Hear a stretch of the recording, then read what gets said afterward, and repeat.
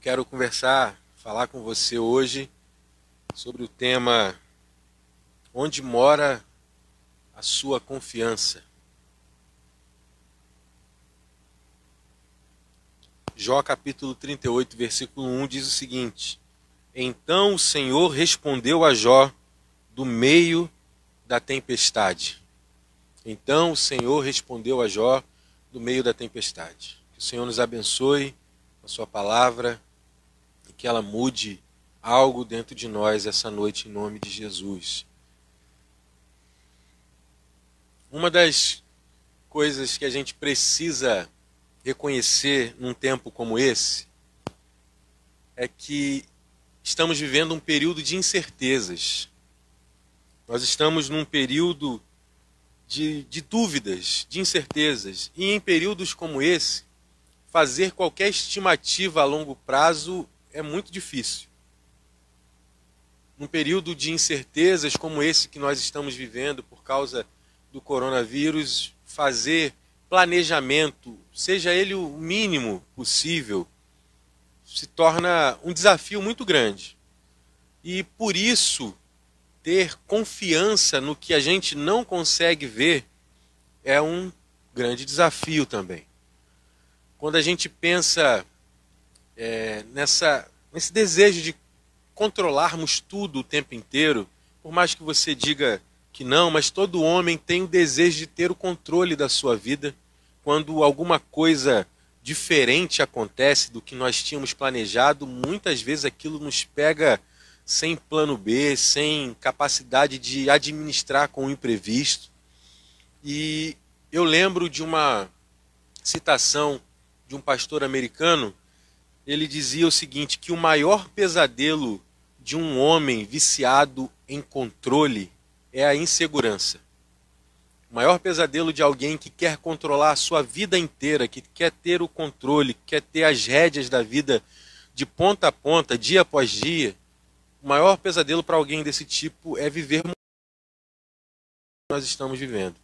O livro de Jó fala para a gente um pouco disso, porque toda vez que eu olho para o livro de Jó, eu percebo que ele faz duas coisas comigo.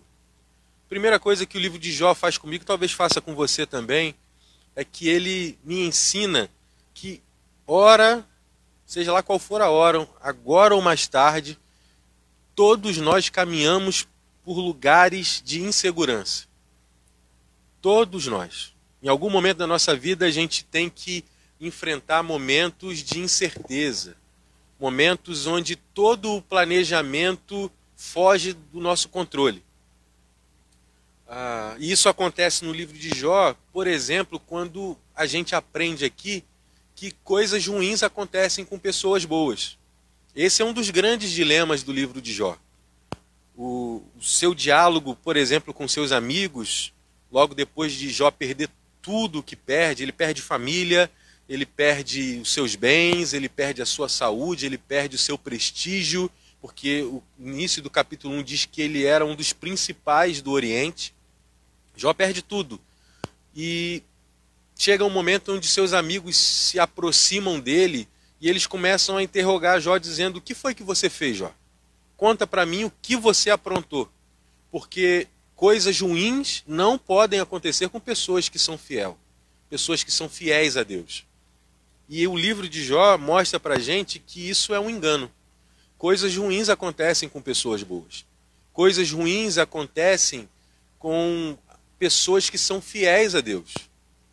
E isso aqui vai mostrando para a gente que todos nós, crente ou não crente, rico ou pobre, que mora no Brasil ou na Europa, todos nós em algum momento passamos por lugares de insegurança. Pisamos em terrenos que são movediços, que a gente não tem firmeza para caminhar. Mas a segunda coisa que o livro de Jó faz em mim, talvez também faça em você, é que ele nos ensina aonde depositar a nossa confiança em momentos como esse. Eu queria tentar recapitular com você o que acontece no livro de Jó. Capítulo 1 começa com uma reunião nos céus.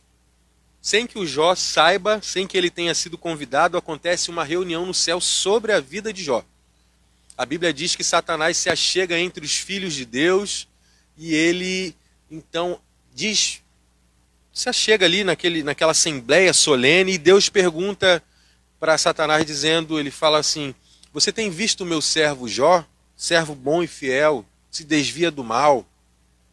E então Satanás levanta um questionamento, ele diz, mas também ele tem tudo. Ele tem tudo o que precisa, ele tem tudo o que deseja ter. Desse jeito, qualquer um pode ser fiel. Inclusive é por causa do que ele tem que ele é fiel. Então Deus permite que Satanás toque na vida do Jó, de modo que o Jó perde tudo. Nesse primeiro momento, a Bíblia diz que não sai palavra pecaminosa nenhuma da boca de Jó. Ele diz, nu saí do ventre da minha mãe, nu tornarei para lá. O Senhor deu, o Senhor tomou, bendito seja o nome do Senhor. O Jó não questiona Deus por causa das suas perdas naquele momento. Ele perdeu filhos, ele perdeu bens, ele perdeu tudo, mas ele se mostra naquele momento íntegro e com caráter muito estável diante de Deus. Então os amigos começam a se achegar. Os amigos de Jó se aproximam e começam uma série de debates e de argumentações dizendo, Jó, você tem que abrir o seu coração, você tem que pedir perdão a Deus, porque alguma coisa de errado você fez. Não é possível, Jó, que tanta calamidade tenha chegado na sua vida sem que você tivesse feito alguma coisa. Você deve ter feito alguma coisa. Você roubou um frango da vizinha, você deve ter feito alguma coisa. Você tacou a pedra no telhado dos outros, você deve ter sonegado algum imposto, você deve ter feito alguma coisa, Jó. Porque é impossível que isso tudo que aconteceu com você não seja fruto do seu pecado. E o Jó então tenta e ele argumenta durante vários capítulos com seus amigos, até que chega no capítulo 23 e o Jó começa a questionar o próprio Deus. Ele diz, se eu o encontrasse, porque eu procuro por Deus e ele não aparece para mim. Quando eu olho à direita, ele não está. Quando eu procuro à esquerda, ele já se foi. E o Jó então fala, se eu tivesse um encontro com ele, eu explicaria tudo, eu apresentaria minha causa diante dele e o santo Deus me inocentaria de tais acusações. O Jó está dizendo que se ele tivesse um encontro com Deus, ele ia mostrar quão perfeito ele é. E ele, naquele momento, ele está pensando, e aí Deus mudaria os seus planos, porque não é possível, ele não sabe o que está fazendo. Chega até um momento do capítulo 23 que ele diz, e a minha alma lamenta ou se amedronta, porque eu sei que muitas coisas semelhantes a essa ele ainda tem para mim. O Jó está dizendo, Deus é um mistério, eu queria ter um encontro com ele, mas eu não consigo, ele é misterioso demais para mim. E o livro continua com questionamentos, com dúvidas, com o Jó perguntando o porquê disso, até que chega o capítulo 38. Capítulo 38 é a primeira vez que Deus fala com o Jó no meio daquela crise. O texto diz que ele falou com o Jó no meio da tempestade. A tempestade da vida do Jó, a tempestade de ter perdido tudo. A tempestade de não saber o que vem pela frente. A tempestade de tentar entender o porquê das coisas e Deus não lhe responder. Deus estava demonstrando o seu silencioso amor para Jó. Deus não respondia a Jó. E aqui no capítulo 38, o Senhor fala com Jó. E quando ele fala com Jó, na verdade, Deus não responde nenhum dos questionamentos de Jó. Ele faz, no capítulo 38, 33 perguntas para o Jó. 33 perguntas que o Jó não sabe responder. Você pensa comigo, meu irmão? Você que já passou pela escola, está na faculdade, existem momentos que a gente pega uma prova e a gente olha assim, a 1 eu não sei. Aí pula para 2. A 2 eu também não sei.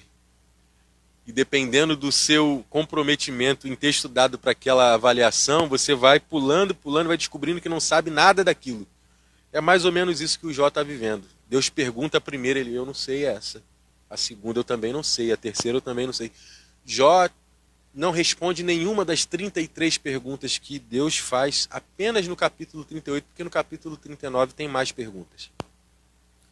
Aqui a gente tem uma questão, porque Deus não está dando resposta.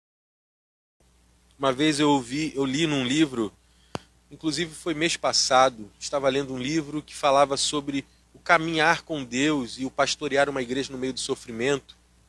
E o autor daquele capítulo ele dizia: é melhor que os nossos questionamentos, que as nossas perguntas nos levem a Deus, ainda que sem as respostas que a gente queria, do que a gente ter as respostas e não encontrar Deus. O que Deus está mostrando para o Jó aqui é exatamente isso. O Jó não precisava de respostas nesse momento. Ele precisava conhecer o seu Deus. Ele precisava saber em quem ele poderia confiar de maneira absoluta.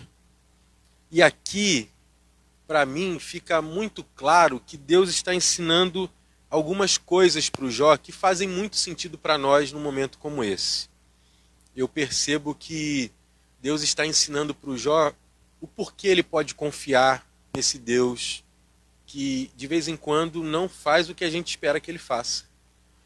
Por que a gente pode confiar num Deus que nem sempre responde no tempo que a gente queria que ele respondesse?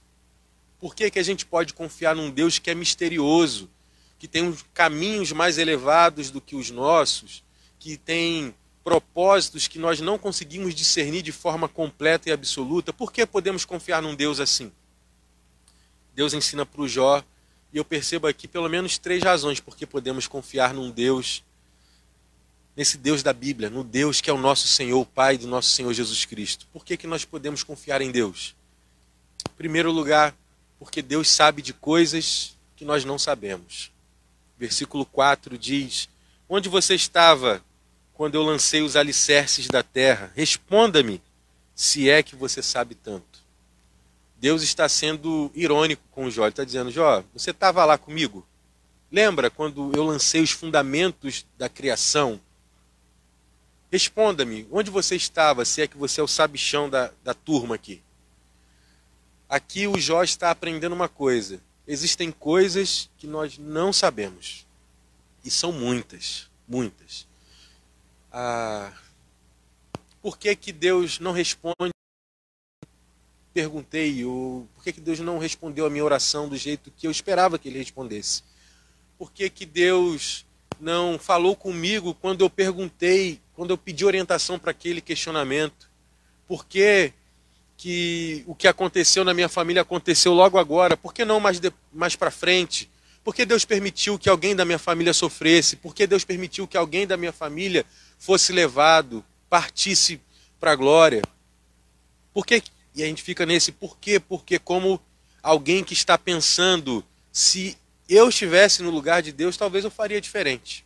Se eu pudesse dizer para Deus o que ele deveria fazer nessa situação, por que aquela bênção que eu estava pedindo eu não consegui? Por que aquele emprego que eu estava buscando não chegou para mim? Por quê? Por quê? Por quê?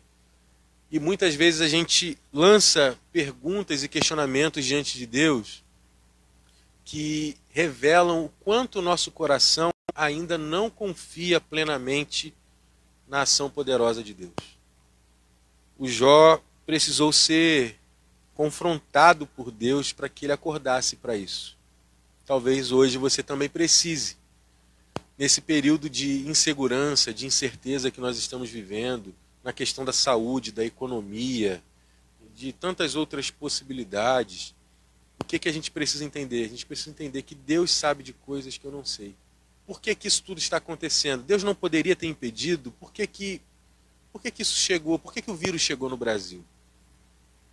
Essas perguntas revelam a nossa incapacidade de confiar na ação de Deus que governa tudo e todos, que segundo o livro do Apocalipse é o Deus que está sentado no trono do universo, que segundo o Salmo 29, os últimos versículos, é o Deus que preside as tempestades, aquele que se assenta sobre os dilúvios. Nós precisamos confiar mais nesse Deus, porque Deus sabe de coisas que nós não sabemos. Deus sabe como cada uma dessas circunstâncias difíceis pelas quais nós temos de passar vai contribuir para o nosso crescimento, para o nosso aperfeiçoamento diante dele, para que nós nos tornemos pessoas mais sensíveis, mais amorosas. Eu gosto de contar, o pessoal da Ágape já ouviu essa história, eu acho que algumas vezes, mas eu queria mencioná-la rapidinho. uma história de um menino, um fazendeiro, que tinha um cavalo. Esse cavalo fugiu um dia, foi embora. E o amigo, vizinho dele, falou: rapaz, que azar o seu, né? O seu cavalo. E aí ele diz: eu não sei se foi azar ou se foi sorte, eu não sei muito bem sobre essas coisas. Passou um tempo, o cavalo que foi embora voltou e vieram alguns cavalos selvagens o acompanhando. E o amigo vizinho chegou: rapaz, como você é sortudo, porque o cavalo tinha ido embora, voltou e agora você não tem só um cavalo, você tem mais 6. E ele diz: azar, sorte, eu não sei falar sobre essas coisas. Passou mais um tempo, o filho desse fazendeiro estava tentando domar um dos cavalos selvagens e o cavalo deu um coice na sua perna, ele fraturou a perna e ficou acamado durante meses. E o vizinho chegou de novo dizendo: rapaz, como você tem um azar, né? O cavalo que você conseguiu sem pagar nada por ele machucou o seu filho. E o dono da casa disse: azar ou sorte, eu não sei falar sobre essas coisas.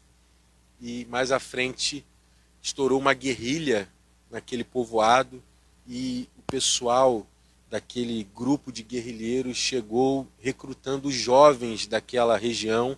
E quando bateram na casa desse homem, encontraram um menino com a perna quebrada na cama e não puderam levá-lo para a guerrilha porque ele estava machucado. E aí o vizinho falou: olha, rapaz, aquele machucado que a gente achou que era o terrível, salvou seu filho de ir para a guerrilha. Você é muito sortudo. E ele diz de novo: azar ou sorte, não sei falar sobre essas coisas. Porque a moral dessa história é: a gente não compreende o que Deus está fazendo na nossa vida num primeiro momento. Muitas vezes a gente só vai entender depois, quando a gente olha para trás e percebe aquilo que aconteceu era Deus fazendo isso e isso. Hoje eu consigo compreender.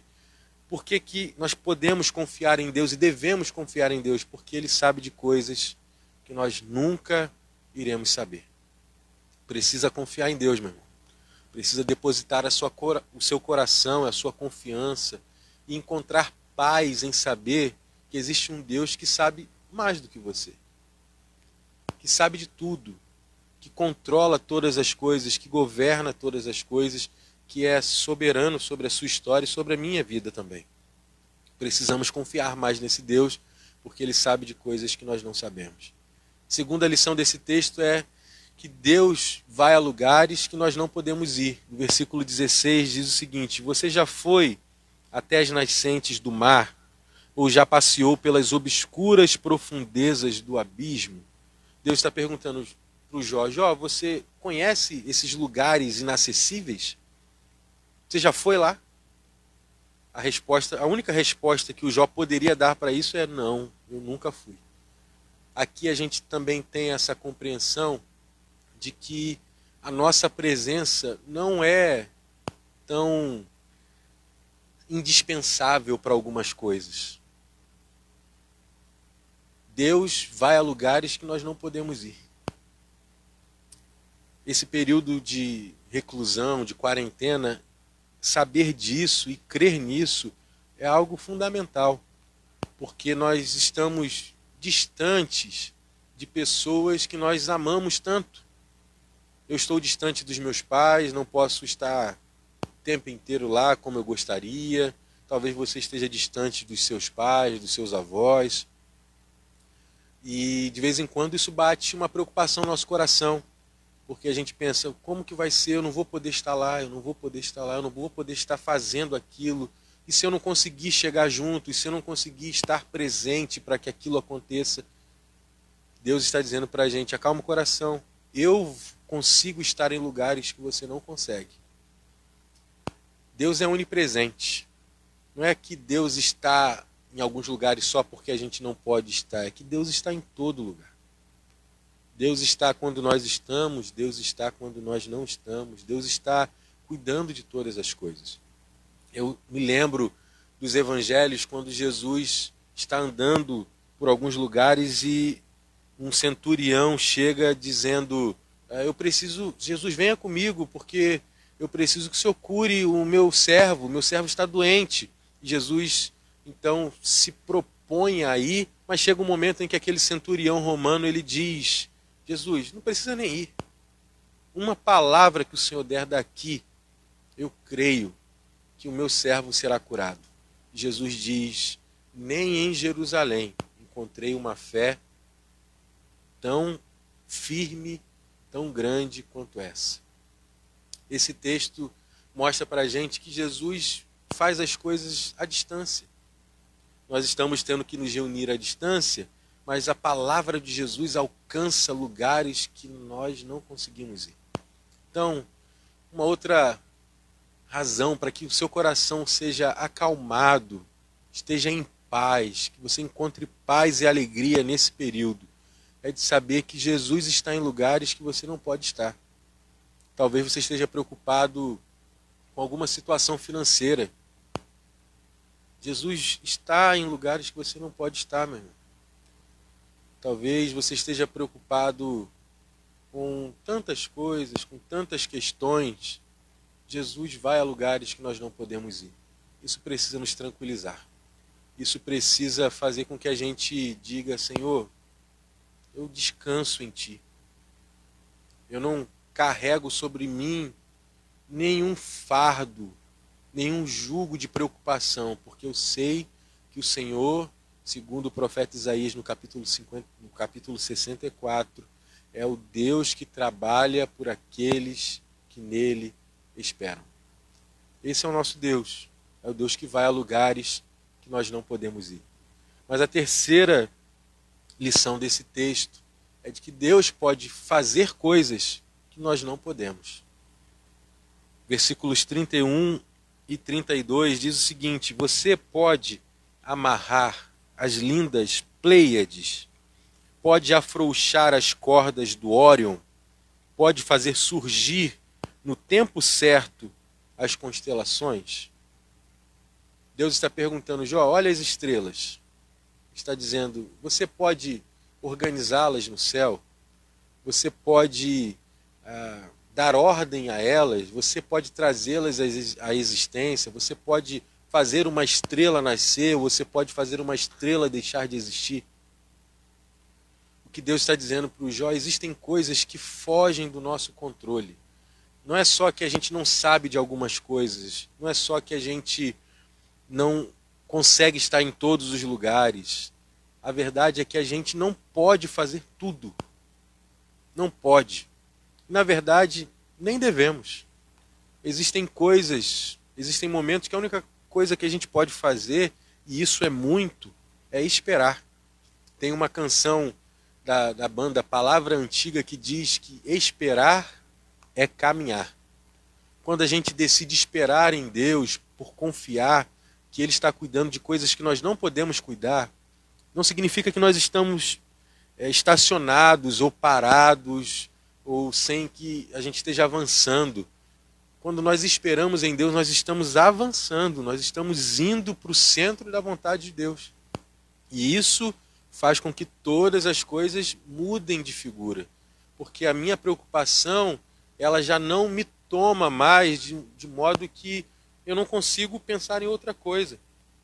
Talvez você esteja vivendo esses dias noites de sono difícil, porque você acorda várias vezes na noite preocupado com o que está por vir. Meu irmão, eu quero dizer, em Deus você pode dormir em paz, porque Deus faz coisas que nós não podemos fazer. Deus é um Deus de milagres. Nós sabemos que existe a parte humana no processo para amenizar o contágio do vírus. Nós sabemos, precisamos cuidar da nossa higiene, precisamos nos guardar em casa, precisamos cuidar com a atenção das pessoas do grupo de risco, mas existem coisas que fogem ao nosso controle. E quando isso acontece, nós precisamos descansar em Deus, porque Deus cuida de nós. Deus não está impedido de agir. O coronavírus não pegou Deus de surpresa. Deus está regendo a história e fazendo com que todas as coisas caminhem para que o seu nome seja glorificado. Existem muitas razões. Eu consigo perceber no meu exercício, no exercício da minha função pastoral, muitas coisas que eu comecei a fazer, ou que eu comecei a pensar, que eu comecei a refletir, só por causa disso, por causa dessa paralisação. Deus consegue, apesar do caos que o ser humano provoca, Deus consegue transformar o caos em crescimento, em aperfeiçoamento. E isso nós precisamos guardar no coração. Nós precisamos crer que Deus está cuidando de todas as coisas. Ele é o mesmo ontem, hoje e será para sempre. Nós cremos num Deus de milagres. Nós cremos num Deus que faz coisas que para nós são impossíveis. E eu tenho certeza que esse período de reclusão vai ser um tempo da gente experimentar muitos milagres de Deus. Quer na provisão da nossa casa, quer no emprego que vai ser mantido, mesmo contra todas as expectativas. Nós cremos que Deus vai cuidar de nós. Existem passos que são humanos, de planejamento do governo, de ações do poder público. Existem coisas que cabem ao homem fazer, mas Deus nunca perde o controle da história da nossa vida. Então, que essa semana que está iniciando hoje seja uma semana de paz no seu coração. Que você encontre sossego em descansar em Deus, em confiar em Deus. A pergunta que eu fiz no início, onde mora a sua confiança? Ela precisa estar depositada em Deus. Ela precisa estar colocada aos pés de Cristo, aos pés do Cristo que foi crucificado, que morreu e que ressuscitou. Se Jesus ressuscitou, meu irmão, e nós cremos que ele ressuscitou, o que mais não pode acontecer? Se a morte já foi derrotada, se a morte já foi vencida, tem um livro que me fez muito bem no início do ano, no período de férias. Eu comecei a ler aquele livro, As Crônicas de Nárnia. Eu já tinha visto o filme, mas eu nunca tinha pegado o livro para ler em sequência. E naquela cena onde o leão, que é tanto, assim, representa tão bem a imagem, a tipologia de Cristo nos evangelhos, quando o leão ressuscita depois de se oferecer como sacrifício por um culpado, o inocente se oferecendo por um culpado. Quando isso acontece, tem uma frase, depois que ele ressuscita, ele diz: a feiticeira não sabia que quando um inocente se sacrifica por um culpado, até a morte caminha para trás. Se a morte caminhou para trás, meu irmão, o que mais é impossível? Se Deus fez a morte ser derrotada, será que é difícil demais que Ele cuide dos seus parentes que estão isolados em casa? Será que é difícil demais para Deus prover o alimento para sua mesa num período onde você não está podendo trabalhar? A provisão sempre veio de Deus. O seu trabalho era só um dos meios de Deus cuidar da sua vida.